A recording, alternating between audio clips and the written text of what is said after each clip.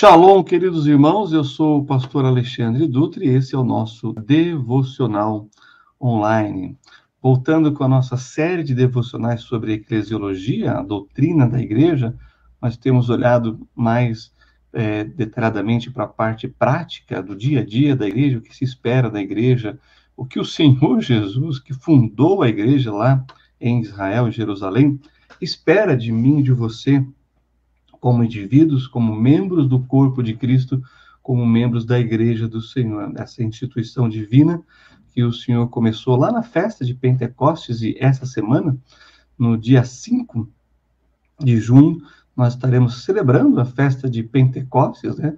Os judeus celebram até os dias de hoje, e os cristãos também falam sobre a descida do Espírito Santo e a formação do corpo do Messias, a Igreja do Senhor Jesus, lá em Jerusalém, a partir do cenáculo, onde estavam os discípulos reunidos em oração, que foram visitados pelo poder do Espírito Santo, e assim a igreja começa a se espalhar por todo Israel e vai chegar até os confins da terra, né? Podemos dizer que nós estamos aqui nos confins da terra, quando pensamos geograficamente Israel para o Brasil. Pois é, a palavra do Senhor, o Evangelho de Jesus, a Igreja do Senhor, chegou também aqui no Brasil e está espalhada nos 4 cantos do nosso país, e assim a palavra tem sido pregada, almas têm sido salvas e transformadas pelo poder da palavra de Deus, através da igreja, que é o corpo vivo de Cristo na terra. E é sobre esta igreja que nós retomamos aqui os nossos devocionais, e hoje vamos falar sobre a pureza da igreja, né? Quando a gente pensa em igreja, a igreja é a comunidade de todos que nasceram de novo em Jesus Cristo, né?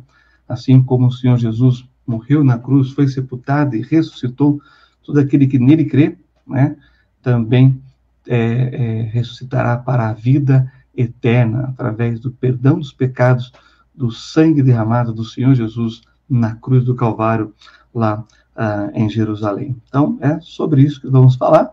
Portanto, a igreja compreende todos aqueles que são verdadeiramente salvos, né? Que tiveram a experiência da conversão ao Senhor Jesus e que nasceram de novo, né, da palavra e do Espírito Santo, que é o que nos convence do pecado, da justiça e do juízo. Porém, quando a gente olha aqui para a igreja do Senhor Jesus, ela deve buscar a pureza, né? A pureza de vida, seja cada membro, seja como comunidade mesmo, seja como a igreja como um todo, aqueles que fazem parte, que se reúnem, que congregam, que adoram o Senhor, ela deve buscar uma vida de pureza, né, na presença de Deus, de santidade, se afastando daquilo que não convém, e de pureza, buscando aí uma purificação que vem através da ação do Espírito Santo de Deus nas nossas vidas, e não nos contaminarmos. Essa seria uma outra maneira de dizer, né? Mas quando a gente olha, né, para as comparações que o próprio apóstolo Paulo faz em suas epístolas, né, ali tratando cada uma das igrejas, a gente vê justamente nessa fala do apóstolo Paulo o grau de pureza de cada uma daquelas igrejas, ou o momento, né, de pureza de cada uma daquelas igrejas para quem ele escreveu, inspirado pelo Espírito Santo. Quando olhamos para, por exemplo, para Filipenses, ou, né, para Tessalonicenses, primeira epístola, ou segunda epístola, achamos ali, né, a prova de grande alegria que o apóstolo Paulo tinha, né, com essas igrejas em relação a poucos problemas que elas tinham. Por quê? Porque elas buscavam viver uma vida em pureza, né, em purificação, não se contaminando, seja doutrinariamente, né, com doutrinas erradas, equivocadas, e é impressionante como as pessoas gostam de uma novidade, né? E nem sempre a novidade é boa, não é porque é novo que é bom. Aliás, doutrinariamente falando, tudo que nós cremos tem pelo menos 2000 anos, né? Que é o Novo Testamento. Então, se você quer realmente a novidade da palavra de Deus, né, leia a Bíblia. Se você quer a novidade de Deus, leia a Bíblia diariamente, você vai descobrir ali né? Não esses modismos que certos grupos, certas pessoas, para atrair justamente os curiosos, né, fazem. Então, não seja um dessas presas fáceis, né, porque isso desagradou o apóstolo Paulo na sua época e desagrada a Deus, inclusive até os dias de hoje.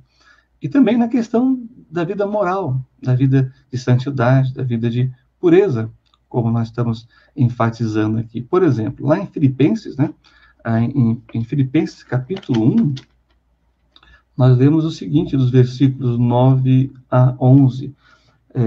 Filipenses capítulo 1, né, diz assim, os versículos 9 a 11.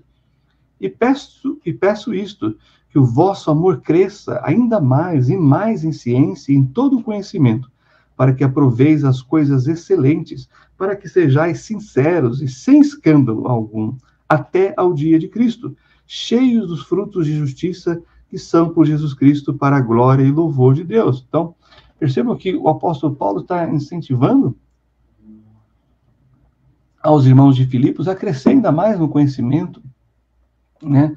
E ele diz aqui, olha, sem escândalo, ele olhou para essa igreja, ele viu o ministério ali e tem dito, olha, vocês estão no caminho certo, continue assim, né? Vocês não estão se envolvendo com problemas doutrinários, com ensinamentos que não procedem de Deus, nem da sua palavra, que não foi ensinado pelos apóstolos, e continue assim, porque isso resulta em glória e louvor de Deus, né? O Senhor se agrada quando a igreja busca a pureza de vida, busca viver doutrinariamente de forma sadia.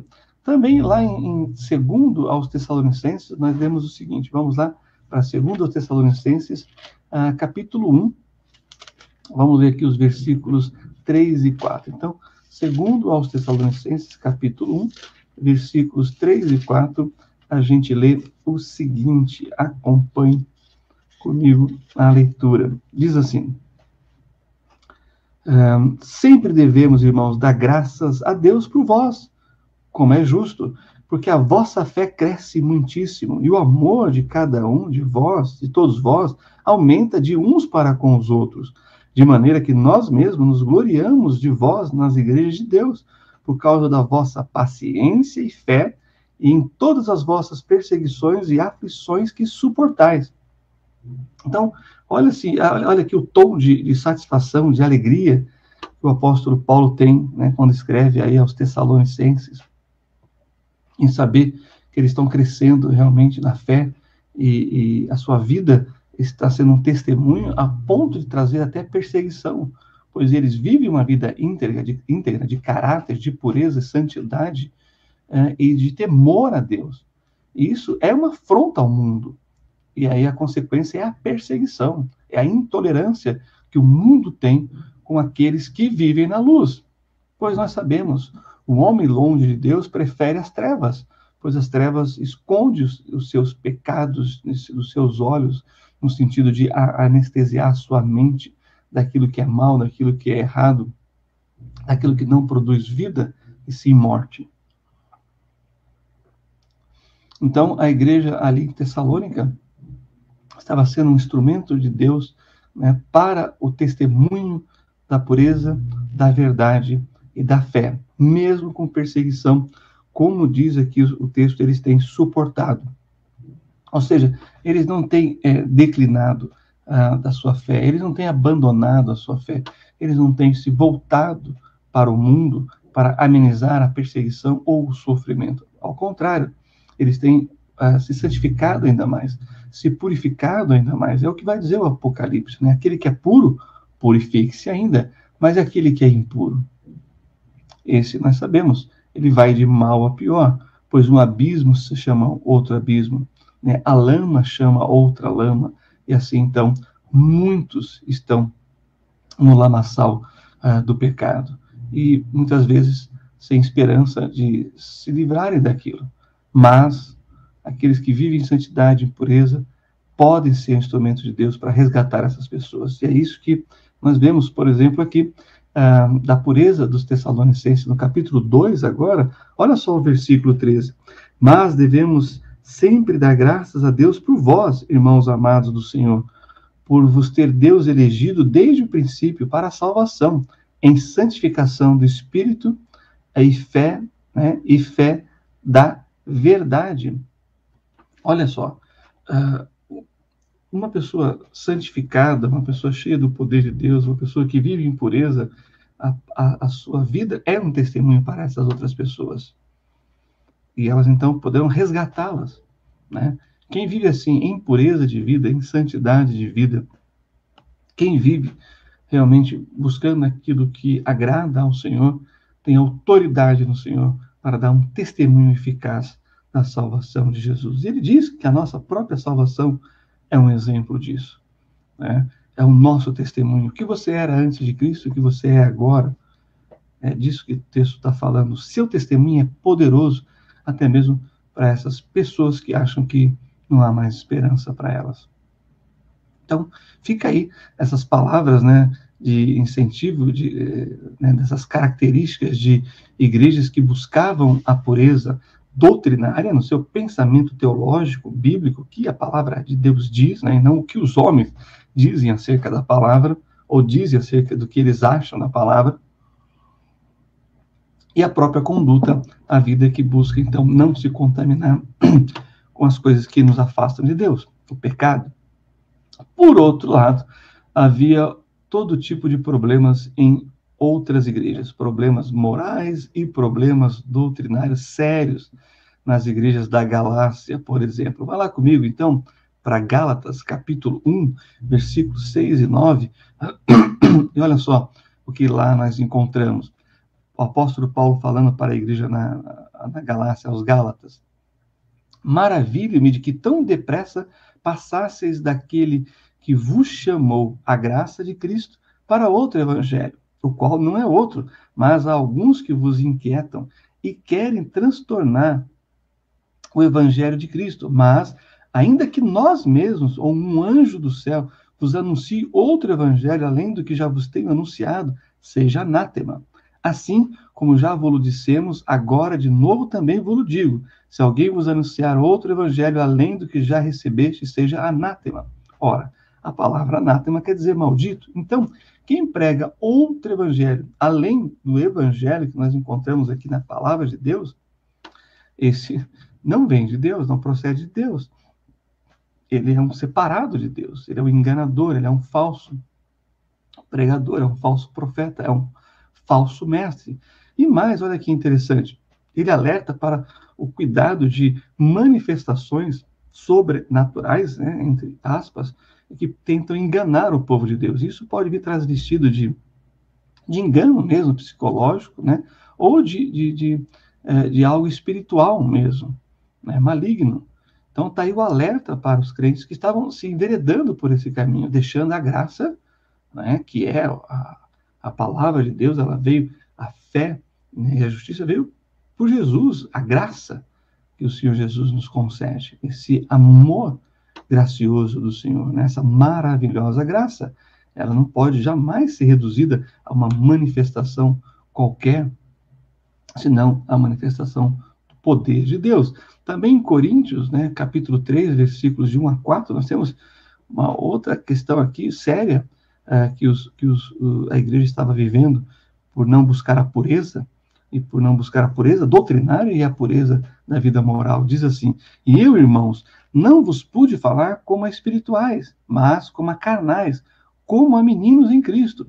Com leite vos criei, não com carne, porque ainda não podíeis, nem tampouco ainda podeis, porque ainda sois carnais, pois havendo entre vós inveja, olha as características de uma vida não pura, né? Inveja, contendas, dissensões, não sois porventura carnais? Ora, carnais é aqueles que dão vazão à carne, às paixões, né, os desejos da carne, concupiscência dos olhos, concupiscência da soberba da vida, e assim por diante, e a concupiscência da carne, né? Então, são carnais, pessoas que agem assim, né, para satisfazer apenas os seus desejos primários, suas paixões primárias, né? E que, no fim, vai resultar em carnalidade ou promiscuidade, né? Porque, versículo 4, dizendo um, eu sou de Paulo, e o outro, eu sou de Apolo, eu de Apolo, porventura não sois carnais? Ora, além disso, causam dissensões na igreja, divisões. Bem, é um alerta, né, daquelas igrejas ou daquelas pessoas que fazem parte da igreja do Senhor Jesus, que buscam um caminho assim, e isso é reprovável diante de Deus. E por fim, é, assim como vem um pensamento doutrinário errôneo, o próximo passo é um pecado moral. Sempre foi assim. O seu pensar vai conduzir o seu agir. É assim que funciona. Primeiro é aqui na mente, é o cognitivo, depois passa para o coração e para o comportamento. Né? E olha só o que diz 1 Coríntios 5, 1 e 2. Geralmente se ouve que há entre vós fornicação, e fornicação tal que nem ainda entre os gentios se nomeia, como é haver quem possua a mulher de seu pai. Estais ensoberbecidos, e nem ao menos vos entristeceis por não ter sido dentre vós tirado quem cometeu tal ação? Então, nós temos um caso aqui, que provavelmente, né, seria a madrasta aqui, tendo relação, né, com o enteado. Olha que absurdo isso acontecendo na igreja, e aí? Não, isso não pode. O Senhor não permite isso, tanto que deve ser do meio, deve ser tirado, né? Então, percebam que igrejas que podemos dizer que não buscavam tanto a pureza assim. Esse é o contraste, né? Dessas duas igrejas que, né, mencionamos lá em Filipos, em Tessalônica, e na Galácia e em Corinto. Mas qual é a definição de pureza?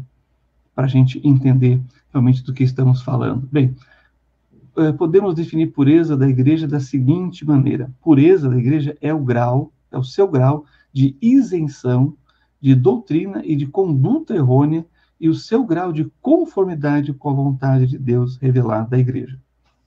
É o quanto você está comprometido a não ir por um caminho de moralidade ou de doutrina herética, de doutrina errada, de ensinamento bíblico errôneo e ensinamento bíblico correto. Ao contrário, não é? E uma vida pura diante de Deus no altar. Essa é a definição de pureza para a igreja. E essa é uma obra que o Senhor quer realizar. Olha o que nós encontramos lá em Hebreus, capítulo 1, versículo 3. O qual, sendo o resplendor da sua glória, falando de Jesus, e a expressa imagem da sua pessoa, e sustentando todas as coisas pela palavra do seu poder, ele sustenta, ele tem poder na sua palavra, havendo feito por si mesmo a purificação dos nossos pecados, assentou-se à destra da majestade nas alturas. Olha só, o Senhor Jesus tem poder de nos purificar. Se você faz parte dessa segunda, duas igrejas que mencionamos, há poder no sangue de Jesus para te purificar, para te transformar e fazer com que você tenha uma vida pura no altar, uma vida pura diante de Deus. Então, a pureza da igreja diz respeito à purificação de Cristo sobre os nossos pecados. Confesse, abandone, deixe, se arrependa e se envolva com as coisas de Deus. Lá em João 15, 3 também nós lemos: vós já estáis limpos pela palavra que vos tenho falado. É a palavra que purifica. Quanto mais lemos, quanto mais ouvimos, quanto mais estudamos, mais puros seremos. Porque é como o ouro, né, e o fogo. O fogo vai eliminando as impurezas e o ouro, então, vai sendo mais purificado. Também, quando a gente lê lá em 2 Coríntios, capítulo 11, versículo 2, que diz: porque estou zeloso de vós, com o zelo de Deus, porque vos tenho preparado para vos apresentar como uma virgem pura a um marido, a saber, a Cristo. Bom, embora houvesse os pecados naquela igreja de Corinto, o propósito de Deus, através do apóstolo Paulo, era de purificá-los, de apresentá-los como uma igreja, né, uma noiva virgem, pura, para o seu marido, que era o seu noivo, Cristo, que é puro. Então, esse é o objetivo do Senhor. Ele pode nos purificar, ele pode nos transformar, e o objetivo, então, é sermos uma igreja pura, sem mistura, sem contaminação. E, por fim, deixa eu dar aqui de forma prática 12 sinais de uma igreja mais pura, né? É claro que a purificação é um processo, assim como a santificação. Então, 12 dicas aqui para aplicarmos na nossa vida e sermos, então, essa igreja mais pura diante de Deus. Primeiro, doutrina bíblica ou pregação correta da palavra. É o que você precisa, é o que todos nós precisamos para sermos puros diante de Deus como igreja. Segundo, uso adequado das ordenanças, né? O batismo, a ceia, o comprometimento com a igreja. Terceiro, aplicação correta da disciplina eclesiástica, né? Aceite quando você cometer um erro, quando o seu erro, né, vier à tona e vem, mais cedo ou mais tarde, aceite a disciplina do Senhor através da igreja, né? E adoração genuína, busque adorá-lo, busque estar nos cultos para, junto com outros, adorar. Também a oração eficaz, ore e busque estar em oração.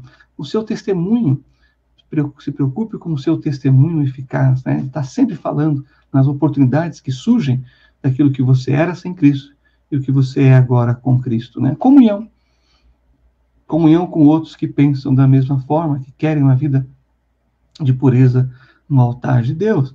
E poder espiritual no ministério. Desenvolva um ministério, seja do serviço, do ensino, da evangelização, do socorro, seja qual for o ministério, se envolva. Deus te deu dons e talentos para isso. 10º lugar, santidade de vida entre os membros. Procure olhar com pureza cada pessoa e não com malícia, né?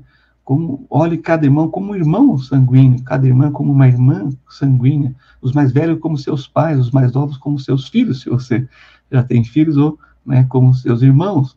E, 11º lugar, cuidado pelos necessitados. Se envolva na obra de suprir as necessidades, primeiro dos domésticos da fé, e por último, manifeste sempre, 12º lugar, o amor do Senhor Jesus, porque o amor de Jesus transforma vidas, o amor de Jesus resgata corações entenebrecidos pelo pecado. Então tenha isso em mente e aplique isso ao seu coração, na sua vida como igreja, na igreja de pureza, na presença do Senhor. Amém? Que Deus abençoe ricamente a sua vida. Se você ainda não é inscrito no nosso canal do Templo Batista de Indianópolis, se inscreva. E se você gostou, né, desse devocional, compartilhe com outras pessoas que você acredita que serão edificados por essa mensagem, né? E também clique lá no sininho para você receber as notificações cada vez que tivermos um vídeo novo, seja, né, dos devocionais, as pregações, os cultos, também as histórias bíblicas para as crianças, né? É muito importante já irmos semeando a palavra de Deus no coração dos pequeninos, através das histórias bíblicas, que além delas conhecerem a palavra de Deus, elas vão conhecer os princípios bíblicos, os ensinamentos de verdades eternas para os seus coraçõezinhos, tá bom? Vamos encerrar essa parte com uma oração. Pai, obrigado por esse tempo em torno da Tua palavra, com todos aqueles que nos acompanham e que assistirão esse vídeo. Fale aos seus corações. Promova a pureza, meu Deus, em cada um de nós, e que assim a Tua igreja seja purificada pelo poder do sangue de Jesus Cristo, e que possamos, ó Deus, crescer na graça, no conhecimento, na fé, no trabalho, no serviço e no amor. É o que eu te peço e oro em nome do Senhor Jesus, o Messias de Israel, o Salvador do mundo. Amém. Para todos. Até mais. Tchau, tchau.